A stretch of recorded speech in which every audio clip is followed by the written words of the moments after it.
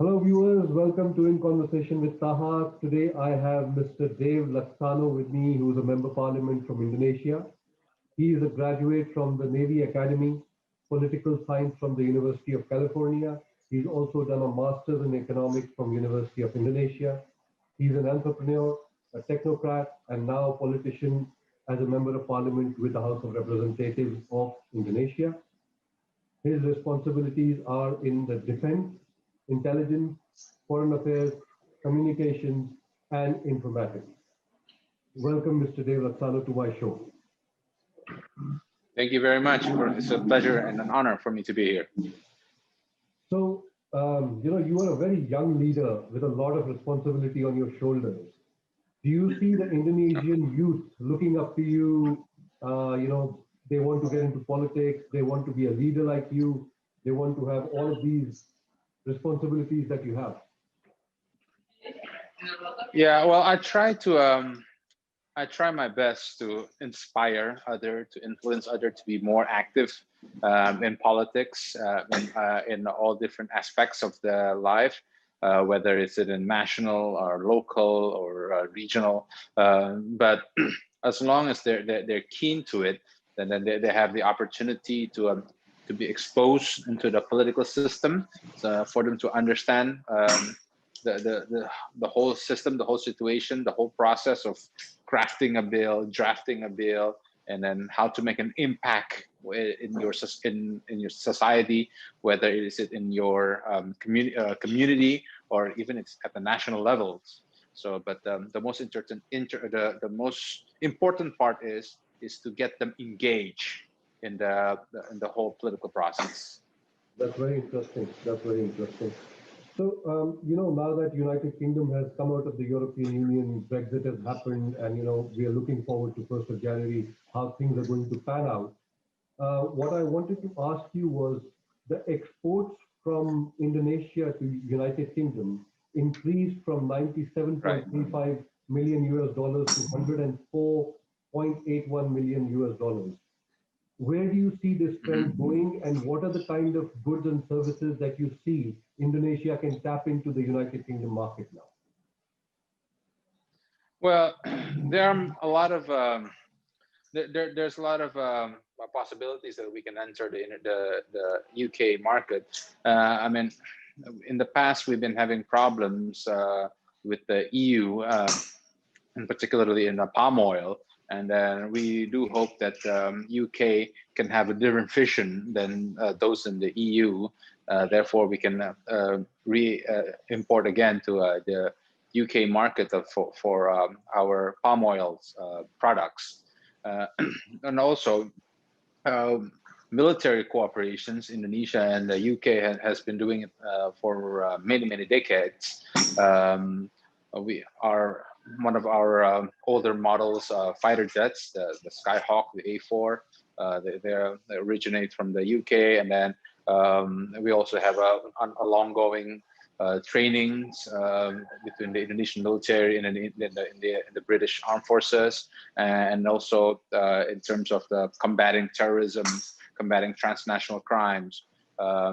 We always have this good relationship with us and then with the UK. So we do feel that even though the UK is no longer part of the EU, we can have more room to tap into the market, and then we can explore different kinds of opportunities. And then right now we are finishing, even as we speak, we are officiating a new bill.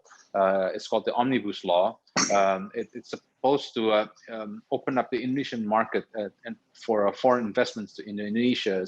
It's supposed to ease the permits process of foreign direct investments. And we do hope that with this new bill and this new vision of Indonesia, the UK can have a stronger economic cooperations.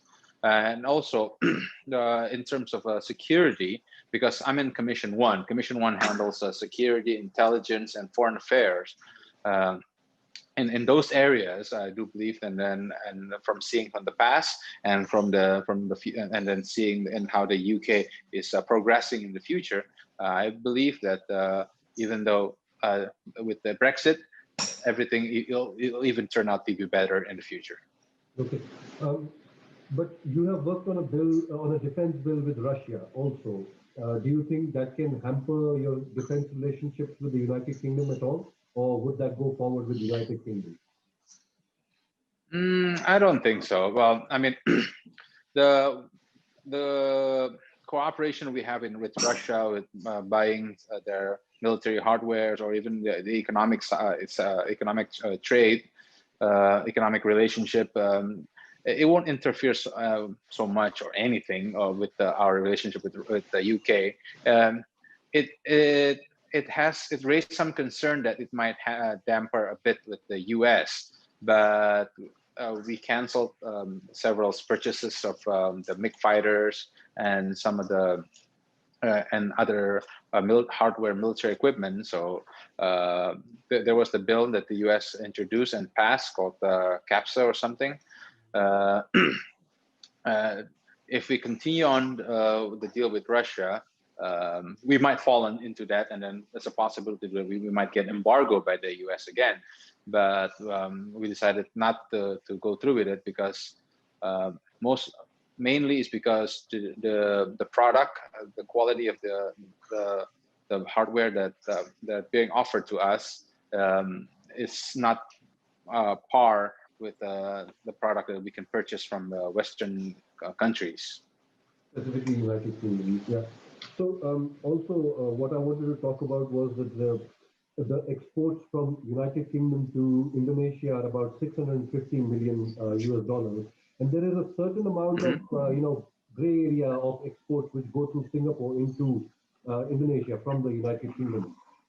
Do you think this can be somehow brought into the books to show that you are importing more from the United Kingdom now that we are again out of the EU, and maybe you had issues with things like crude materials or chemicals coming from the United Kingdom?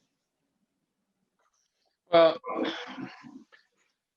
the reason that we buy it is because we need it, So it's not just a matter of where it's from, but it's more importantly is what product that we need.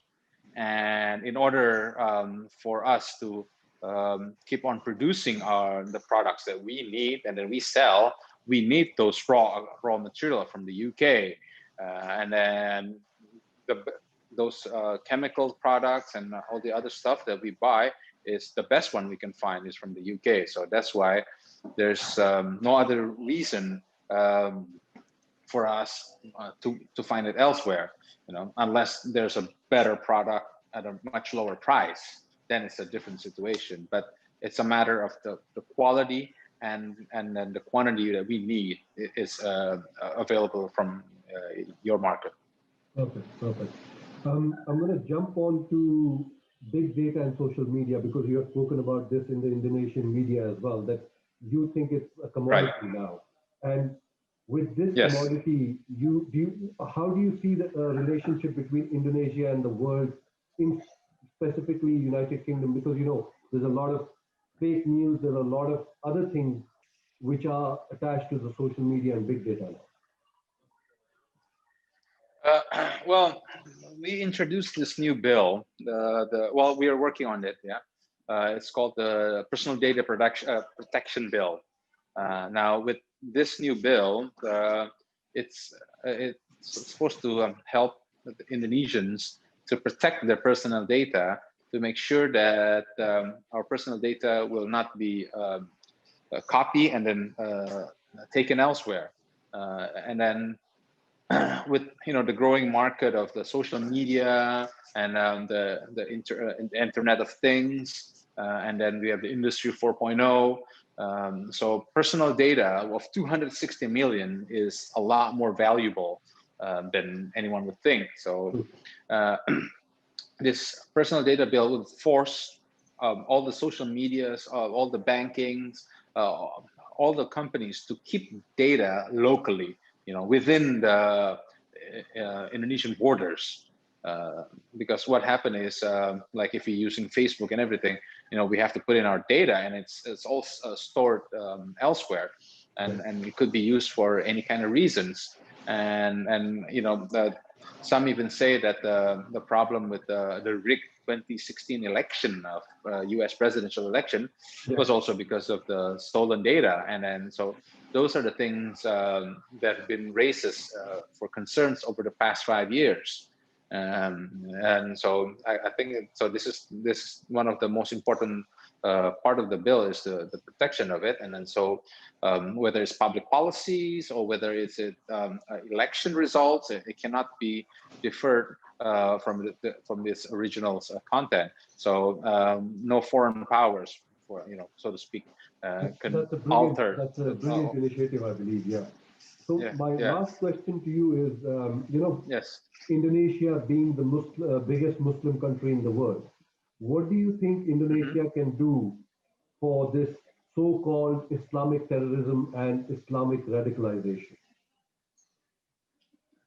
Also, we have introduced several laws, and then we have enacted several presidential decree, and then even a lot of what do you call it?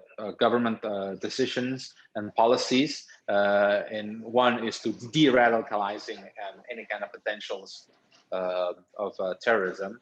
But those who are deemed as cannot be altered, we have special prisons to make sure that their ideology is not sipping out.